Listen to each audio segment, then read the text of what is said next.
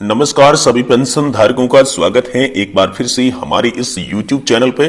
दोस्तों, पेंशन धारकों के लिए इस समय की दो महत्वपूर्ण अपडेट, पेंशन को लेकर दो महत्वपूर्ण खबरें निकलकर सामने आ चुकी है, जो कि सभी पेंशन धारकों के लिए काफी राहत भरी खबरें हो सकती हैं। पेंशन धारकों को इससे काफी सारी यहाँ पर जो है खुशखबरियां देखने को मिल सकती हैं, क्योंकि दोस्तों यहाँ पर जो पेंशन धारकों की मांग थी वो लगातार 7 से 8 सालों से हो रही थी, और इसी बीच यहाँ पर सरकार अब पेंशन को लेकर बड़ी बदलाव करने जा रही है। साथ ही आप सभी की पेंशन को लेकर बड़े ऐलान आप सभी के लिए होने जा रहे हैं। तो आखिर कौन कौन से बड़े ऐलान किए जाएंगे, और पेंशन पर आज की दो मुख्य खबरों की बात करें तो दोस्तों पहली और बड़ी खबर निकल कर आ रही है कि पेंशन में हुआ है बड़ा बदलाव। कर्मचारियों को पुरानी पेंशन योजना की तरह अब लाभ दिया जाएगा। तो इसमें हम बात करेंगे कि आखिर ओपीएस की तरह कर्मचारियों को लाभ किस तरीके से मिलेगा। लेकिन अगर ओपीएस की तरह कर्मचारियों को लाभ नहीं मिला तो एक और बड़ी खबर आप सभी के लिए सामने आई है, जिसमें दोस्तों कहा यह गया है कि पुरानी पेंशन पर 10 दिसंबर को रामलीला मैदान में निर्णायक रैली का आयोजन किया जाएगा, जिसमें एक ही मांग, एक ही नारा, पुरानी पेंशन हक है हमारा, इसके बैनर के तले यहां पर जो है आंदोलन किया जाएगा, निर्णायक रैली निकाली जाएगी। और इस रैली के बाद ही जब कोई सरकार फैसला नहीं लेगी तो यहां पर अनिश्चितकालीन हड़ताल के लिए भी सरकारी जा सकते हैं, कर्मचारी और पेंशनधारक जा सकते हैं।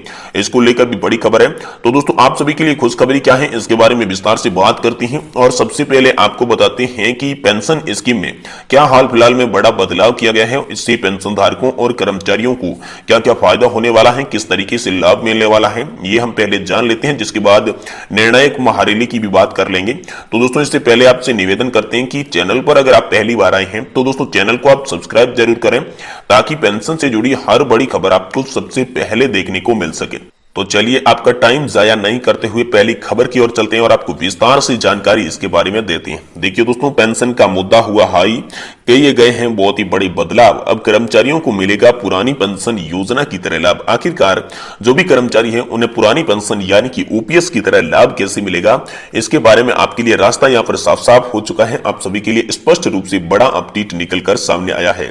तो दोस्तों अपडेट के बारे में चलिए विस्तार से जानते हैं। तो दोस्तों मोदी सरकार इस साल के अंत तक राष्ट्रीय पेंशन योजना यानी कि नेशनल पेंशन सिस्टम में संशोधन कर सकती है। इस संशोधन से यह सुनिश्चित किया जाएगा कि दोस्तों जो कर्मचारी है, जो पेंशन धारक है, जो कर्मचारी रिटायरमेंट होता है बाद में जो पेंशन धारक बनता है, तो रिटायरमेंट के समय कर्मचारी के भुगतान के रूप में लगभग उनके वेतन का 40 से 45% कैसे मिले।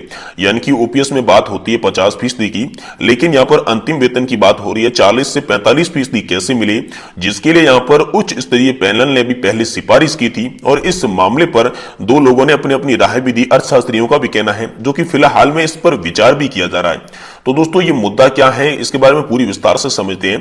तो देखिए दोस्तों, दरअसल पेंशन का जो मुद्दा है वो इसमें हावी हो रहा है। दोस्तों कई गैर बीजेपी शासित राज्यों में ओपीएस यानी कि ओल्ड पेंशन योजना को फिर से लागू कर दिया गया है, स्विच कर दिया गया है। यानी कि जिन भी राज्यों में बीजेपी की सरकार नहीं है, किसी अन्य पार्टी की, कांग्रेस हो गई या फिर उनकी सहयोगी पार्टी की सरकार होगी, तो ऐसे जो भी राज्य हैं, शासित राज्य हैं जो गैर बीजेपी शासित है, तो उन पे ओपीएस लगातार लागू हो रही है, जो कि पेंशन भोगियों को रिटायरमेंट के समय वेतन का 50% मासिक लाभ प्रदान करती है। जी हां, ओपीएस जो है वो रिटायरमेंट के समय 50% तक पेंशन देती है, इसलिए वो दोस्तों लागू कर रहे हैं। साथ ही जो ये राज्य हैं दोस्तों, जिसमें राजस्थान, छत्तीसगढ़, झारखंड, हिमाचल प्रदेश और पंजाब है। दोस्तों ये पंजाब सहित कई ऐसे राज्य हैं जहां पर बीजेपी की सरकार नहीं है, किसी अन्य पार्टी की सरकार है, तो उन्होंने पुरानी पेंशन योजना को लागू कर दिया। जो कि कुछ अर्थशास्त्री इसके बारे में यह भी बताते हैं कि ये जो राज्य हैं ओपीएस को लागू करके दिवालियापन की ओर जा रहे हैं। जी हां दोस्तों, 2004 में शुरू की गई मौजूद बाजार लिंक्ड पेंशन योजना यानी कि जो एनपीएस है, ये ऐसी कोई गारंटी आधार पर राशि प्रदान नहीं करती। ये दोस्तों इसका विवाद का पहला कारण यही है कि ये गारंटीड पेंशन नहीं देती। और विवाद का दूसरा मुद्दा यह भी है कि दोस्तों एनपीएस में कर्मचारियों के वेतन का 10% योगदान भी लिया जाता है, और जिसमें सरकार भी 14% योगदान देती है। लेकिन जो ओपीएस में उसमें कर्मचारी का कोई भी योगदान नहीं लिया जाता, यह भी बात हो गई। लेकिन दूसरी ओर एक बात और भी है, दोस्तों एनपीएस में पेंशनर्स को रिटायरमेंट के समय जो अपना कोष होता है, अपना जो फंड होता है, अपना जो भी राशि जमा की है, उसका 60% हिस्सा तो आप टैक्स फ्री निकाल सकते हैं।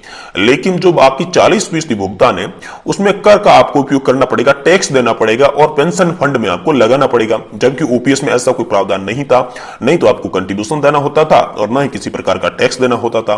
दोस्तों वर्तमान में राष्ट्रीय पेंशन योजना के तहत करीबन 87 लाख केंद्र और राज्य सरकार के कर्मचारी अपने मूल वेतन का 10% योगदान करती हैं, जबकि सरकार 14% भुगतान करती है। अंतिम भुगतान उस फंड पर निर्भर करता है जिससे ज्यादातर जो सरकारी ऋण है उसमें ही निवेश किया जाता है।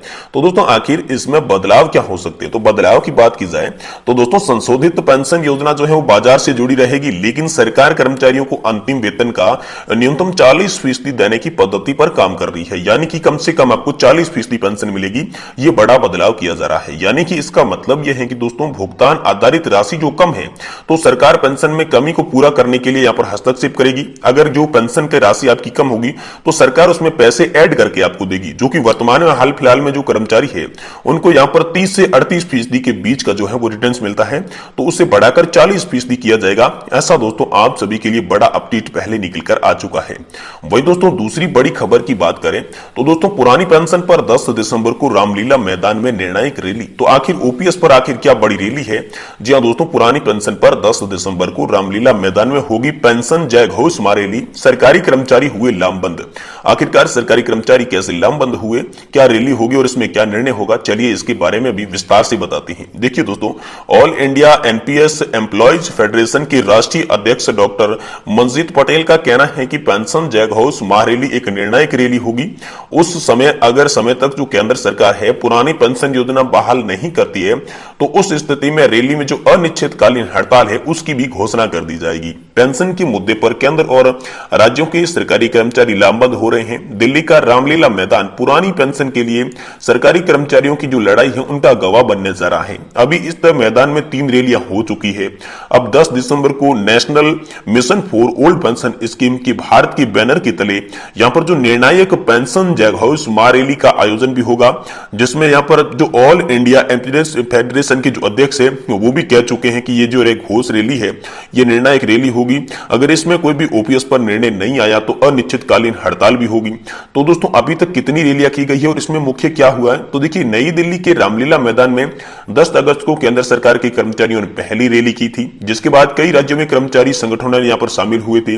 ओपीएस के लिए गठित national joint counselling act of nation यानी कि एनजेसी की संचालक समिति की राष्ट्रीय संयोजक और स्टाफ साइड की राष्ट्रीय परिषद जो कि दोस्तों है जेसीएम के सचिव शिव गोपाल मिश्रा ने रैली में कहा था कि लोकसभा चुनाव से पहले पुरानी पेंशन लागू नहीं हुई तो भाजपा को उसका खामियाजा भुगतना पड़ेगा।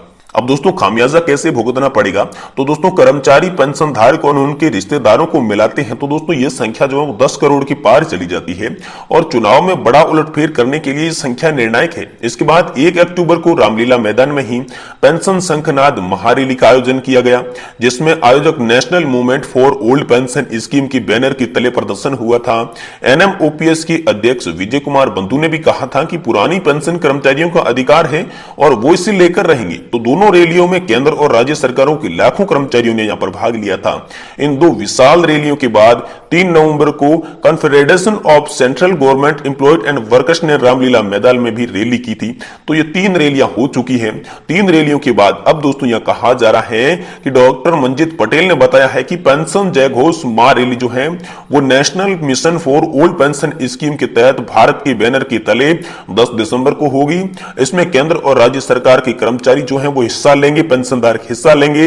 लंबे समय से इस रैली की जो तैयारियां हैं वो चल रही है और दोस्तों साथ ही में 10 दिसंबर को रैली में करीब 1.5 दर्जन केंद्रीय कर्मचारी संगठन, अनेक प्रदेशों के एसोसिएशन, फेडरेशन यहां पर आएंगे और साथ ही केंद्र सरकार के खिलाफ ये रैली एक अल्टीमेट है। अगर सरकार दिसंबर में ओपीएस बहाल को लेकर कोई भी पुख्ता घोषणा नहीं करती है तो जनवरी 2024 से हड़ताल शुरू होगी। केंद्र सरकार की तरफ से जुलाई में ऑल इंडिया एम्प्लॉयज फेडरेशन के सुझाव भी मांगे गए थे, साथ ही सरकार ने यहां पर लिखित में भी सुझाव मांगे, तो जिसके बाद सरकार की तरफ से कुछ भी नहीं बताया गया। तो दोस्तों स्टाफ साइड की जो राष्ट्रीय परिषद है उसके जो सचिव है शिव गोपाल मिश्रा, उनकी तरफ से सरकार को सुझाव भी दिए गए और बतौर डॉक्टर यहां पर पटेल के द्वारा भी एनपीएस में शामिल हुए प्रत्यक्ष तौर पर यहां पर बातचीत भी नहीं की गई। तो दोस्तों इन्हें देखते हुए यहां पर कर्मचारियों में काफी सारा गुस्सा है। कर्मचारी इसी गुस्से को लेकर यहां पर ओपीएस के लिए रैली करेंगे। अब देखते हैं आप सभी के लिए क्या बड़ा फैसला निकल कर आता है, ये तो दोस्तों रैली के बाद ही पता चलेगा। क्या आप सभी के लिए ओपीएस लागू होती है या फिर आपको सरकार फिर से